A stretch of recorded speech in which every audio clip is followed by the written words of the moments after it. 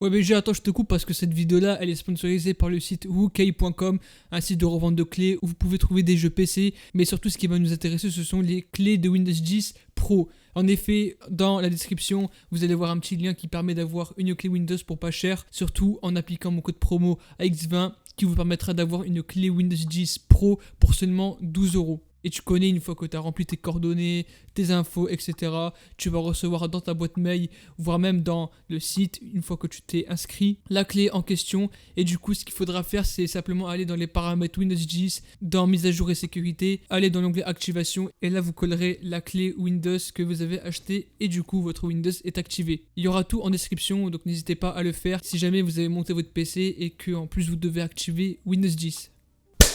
Yo les gars, c'est SVOG, j'espère que vous allez bien. Aujourd'hui, toute nouvelle vidéo, ça fait encore une fois très longtemps que je n'ai pas réalisé de vidéo par rapport au débat hardware.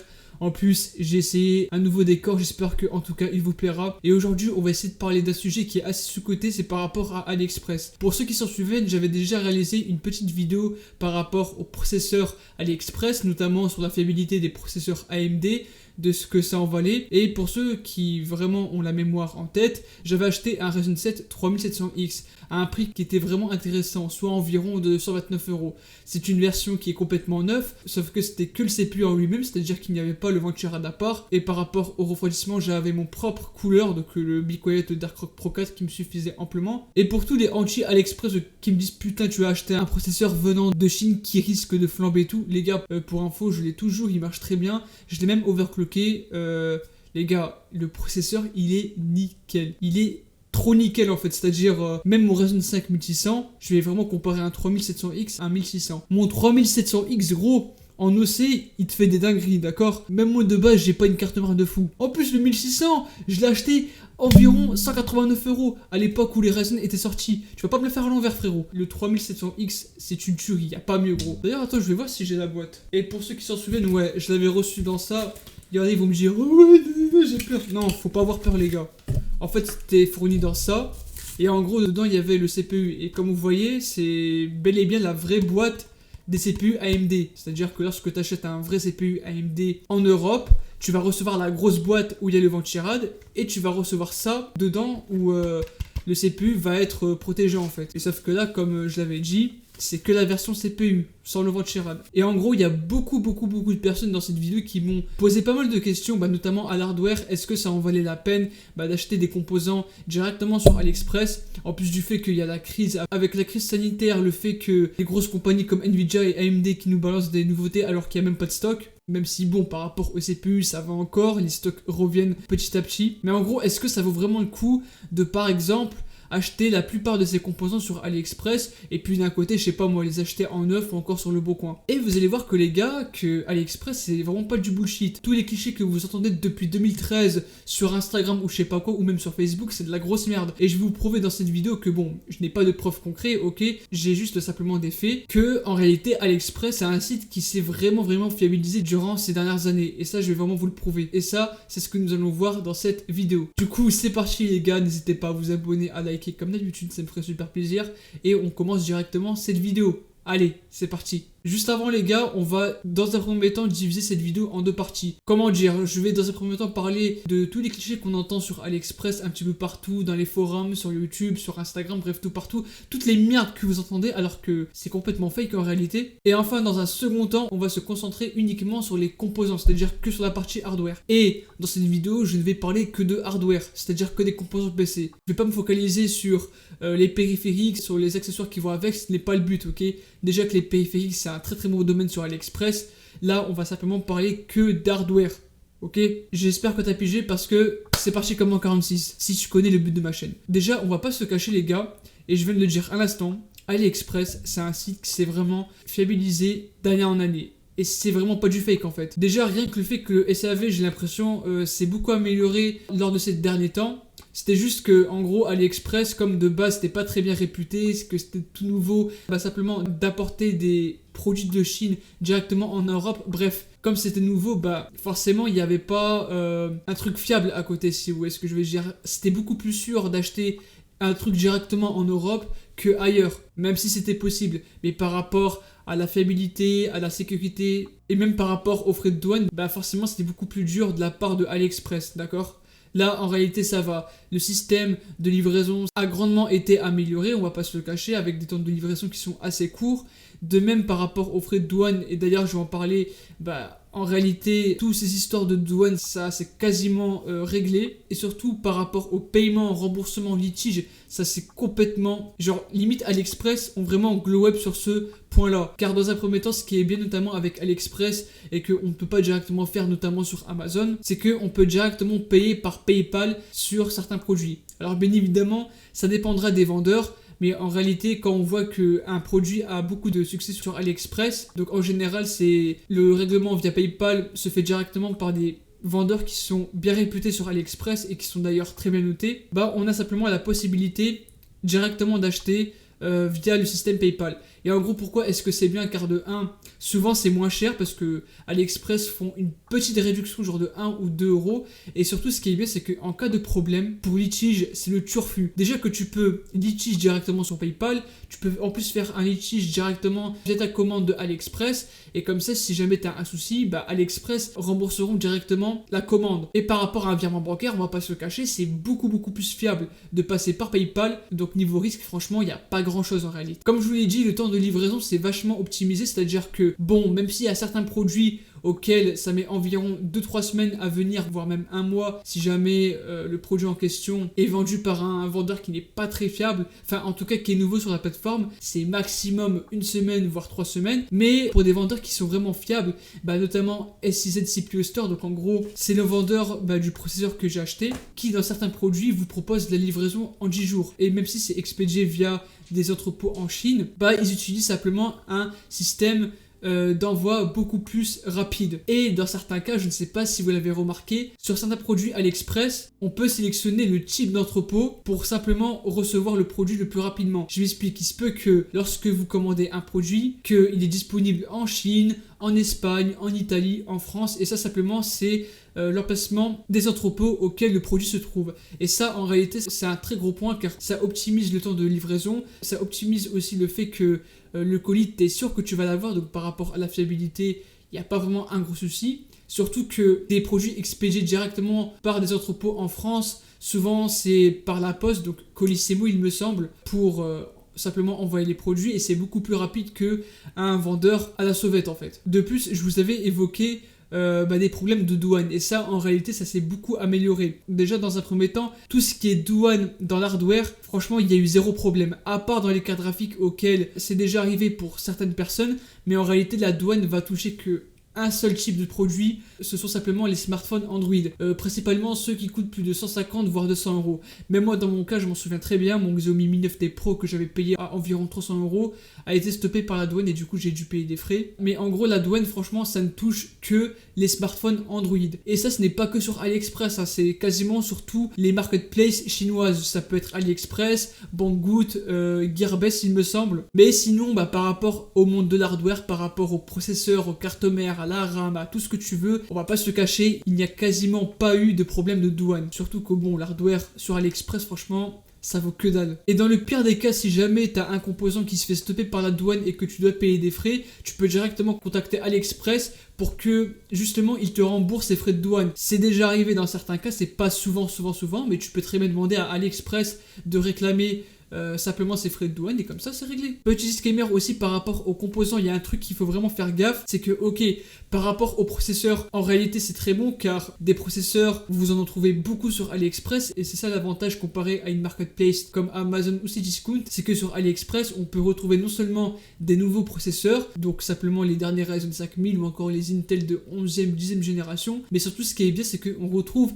les anciens CPU, que ce soit Intel ou AMD, mais principalement ce sont des anciens CPU Intel qui ont été extraits des anciens serveurs, car en réalité ils sont toujours très performants à l'heure actuelle. C'est juste qu'à l'époque c'était des processeurs qui valaient extrêmement cher. C'est pourquoi vous retrouvez sur AliExpress des Intel Xeon qui sont des processeurs spécialement faits pour les serveurs à l'époque qui sont à des prix franchement incroyables. C'est-à-dire qu'on retrouve des Xeon entre 10-20 euros, on peut même monter en gamme avec des modèles qui valent plus de 50 ou 60 euros, qui souvent sont plus performants que certains processeurs récents. Après bon, je vais pas rentrer dans les détails, les processeurs comme ceux-là, il y en a vraiment une tonne de chez tonne. Et surtout ce qui est bien, c'est que si on vend des processeurs, ils vendent aussi les cartes mères qui vont avec. Là aussi c'est pareil, des cartes mères de dernière génération comme des anciennes, donc même des cartes mères spécialement conçues pour les serveurs ou même pour les PC normaux, c'est-à-dire avec des boîtiers ATX classiques, bah c'est vendable sur AliExpress. Bon, bien évidemment c'est de l'occasion, ça a été entretenu, etc.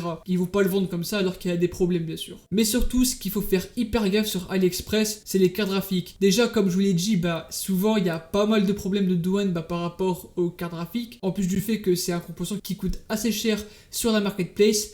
Mais surtout, je déconseille en règle générale les CG de AliExpress, simplement car il y a beaucoup trop de fausses copies. Vous avez forcément vu ces modèles-là un peu bleus ou encore verts, ou même des vidéos auxquelles des gens ont testé des fausses cartes graphiques, donc simplement qu'ils ont commandé des GTX 1080 Ti alors qu'en réalité la puce qu'il y a dedans c'est une GT 705. Oui, c'est pas du fake, ça existe sur AliExpress et c'est pour ça que je déconseille. Et peu importe les plateformes, c'est-à-dire que si le GPU en question c'est un Nvidia ou un AMD, je préfère pas prendre le risque de vous recommander du AMD que Nvidia. C'est pareil dans tous les cas. Mais juste, je sais que les fausses copies, ça touche notamment les GPU Nvidia. Et surtout que sur AliExpress, les GPU AMD, donc les RX 470, 480, RX 570, ce sont principalement des GPU qui ont été minés. Alors en soi, ce n'est pas un très gros problème, mais pour ceux qui veulent vraiment chercher la durabilité de la carte graphique, bah forcément ça ne sera pas un très bon choix, ok? Surtout que c'est un petit peu moins cher sur le bon coin, donc je vois pas pourquoi on va aller sur AliExpress. Évitez les cartes graphiques, ça sera déjà bon. Et pour les personnes qui vont me dire, ouais mais Yacine,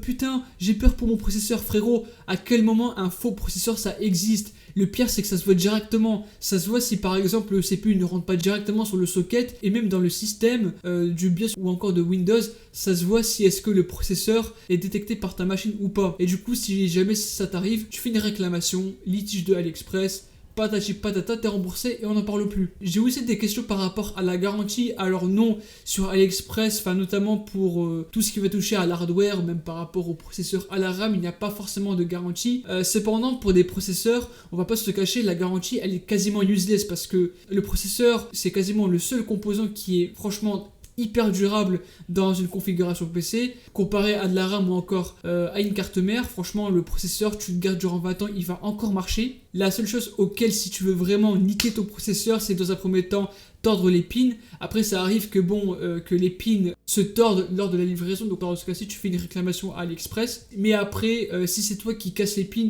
ou que même tu fais un OC qui est hyper sévère et qui tue ton processeur, je rappelle que même si ton processeur est garanti, bah, ça ne sera pas pris en charge, d'accord? Donc faites gaffe à l'OC, si vous avez peur de ça, ne faites pas les cons parce que même si vous commandez sur AliExpress ou sur Amazon, la garantie ne sera pas prise en charge pour de l'overclocking. Et même pour les pins, si c'est bien évidemment volontaire par vous. Après, il y avait un dernier point que j'allais parler, c'est par rapport aux vols. En réalité, les vols, certes, ok, il y a eu des vols pour des colis AliExpress, de Cdiscount, Amazon, etc.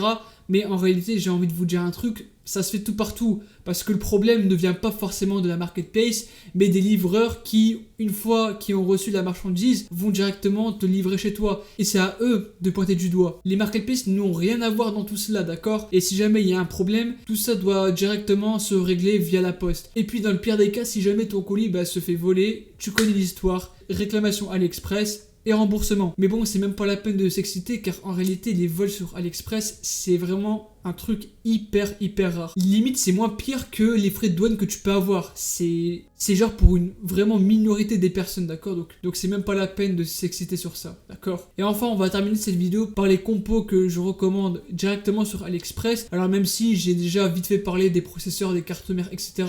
Là, on va vraiment faire le tour. Certes, ça va être une partie assez courte, mais au moins vous aurez les composants que je peux vous recommander. Déjà par rapport au processeur, comme je vous l'ai dit, il n'y a pas de souci parce que en réalité, les processeurs sont en excellent état, notamment les processeurs de dernière génération auxquels eux, ils sont extrêmement neufs, les prix sont vraiment pas chers, notamment par rapport au Ryzen 3000 où on retrouve par exemple le 3600 à même pas 140 €, voire même souvent tu peux le retrouver à 130 €.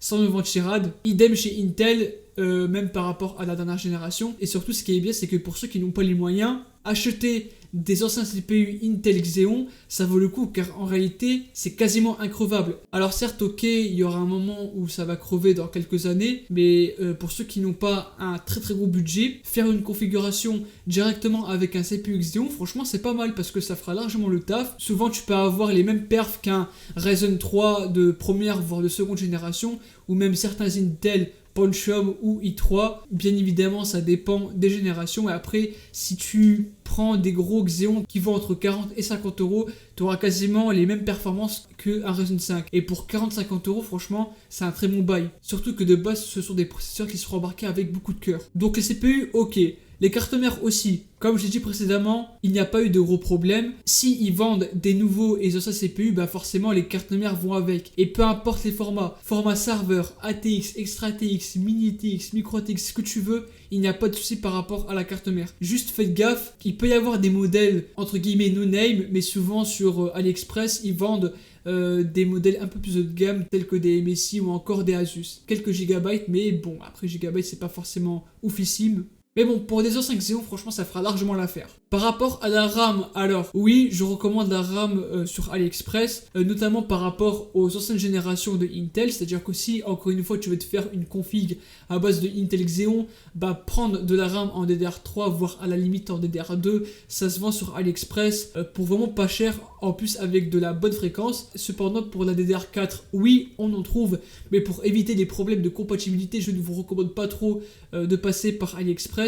Surtout que de base ce sont des no-name qui sont vendus sur AliExpress, notamment pour la DDR4. Et même si à l'heure actuelle la RAM commence à devenir assez chère, attention, je parle encore une fois de la DDR4, faut pas oublier, bah restez sur de la RAM en France, d'accord. Si vous voulez de la DDR3 ou de la DDR2, allez-y sur AliExpress ou encore en occasion. Là où vraiment il faudra faire gaffe les gars, c'est par rapport au GPU, d'accord. Comme je vous l'ai dit, il y a beaucoup trop de faux modèles, des modèles qui sont assez bizarres, qui vous disent que ouais c'est une RTX 2060 alors que c'est une GT 710 frérot. Franchement, ne prenez pas le risque de acheter directement des cartes graphiques AliExpress. Surtout que en plus chez AMD, certains modèles ont été minés. Laissez AliExpress de côté si vous voulez absolument une carte graphique, vaut mieux aller sur l'occasion, d'accord. Par rapport au stockage, donc tout ce qui est disque dur à plateau, SSD, NVMe, certes dans l'ensemble c'est plus ou moins correct, mais honnêtement pour le même prix je préfère aller en Europe, en sachant que c'est du neuf et que dans la plupart des cas, notamment les SSD 2.5 ou NVMe seront beaucoup plus performants, ok, avec dans un premier temps un meilleur contrôleur, une meilleure endurance, de la cache des RAM, alors que sur des SSD AliExpress, on ne retrouve pas tout ça. Et par rapport au HDD, encore une fois, le mieux, bah, c'est directement d'acheter soit en neuf, soit en occasion, et idem pour les SSD. En sachant que les gars, les SSD, si vous allez sur Labs, il y en a fréquemment en promotion, surtout les NVMe. Donc restez branchés sur Labs si jamais vous êtes à la recherche d'un bon SSD. Par rapport au boîtier, là, c'est comme les cartes graphiques, ça va être un gros nom, car le plus gros problème en réalité sur AliExpress, lorsque vous commandez de gros produits qui pèsent plusieurs kilos, c'est bien évidemment les frais de livraison. Parce que sur AliExpress, vous pouvez tomber sur un boîtier qui, au premier regard, a un très bon prix, mais frérot, les frais de livraison, c'est le double du prix. C'est-à-dire que si tu tombes sur un boîtier à 40 euros, la livraison est estimée à 30 voire 40 euros, voire même 50 euros mon ref. Donc c'est même pas la peine de s'acheter un boîtier AliExpress. Et le pire c'est que c'est tellement gros qu'il y a un risque que ça soit contrôlé et arrêté par la douane et que tu vas devoir payer des frais. Donc les boîtiers, on évite, ok. Et par rapport à l'alimentation, certes, il y en a sur AliExpress, il y en a une minorité qui sont plus ou moins correctes, mais en globalité, c'est vachement de la merde, on va pas se le cacher. Ce sont des alimentations qui ont déjà été utilisées, et forcément, par rapport à la fiabilité et la durabilité, c'est pas ce que je recommande de plus, d'accord. À la limite de chez limite, prenez des alimentations vendues sur le bon coin. Par contre, prenez des modèles qui n'ont pas été beaucoup utilisés, et surtout des modèles qui sont bien réputés par rapport à la durabilité. Si vous voulez une aide, bah, j'ai déjà fait une vidéo notamment sur les meilleures alimentations. Je vais vous mettre un petit i juste en haut à droite de l'écran. Hop là tu cliques mon ref. Mais bref, ne vous cassez pas la tête par rapport aux alimentations. Sur AliExpress, certes c'est pas cher, mais en globalité, les sécurités et tout, des PSU franchement, elles sont nulles à chier, d'accord. Ne vous cassez pas la tête avec les alimentations. Bon du coup les gars, c'est la fin de cette vidéo. J'espère en tout cas qu'elle vous aura plu. Si c'est le cas, n'hésitez pas à vous abonner, à y liker, surtout pour ce nouveau décor les amis. Et puis sur ce les gars, je vous dis à la prochaine et ciao tout le monde, c'était votre gars Azvox.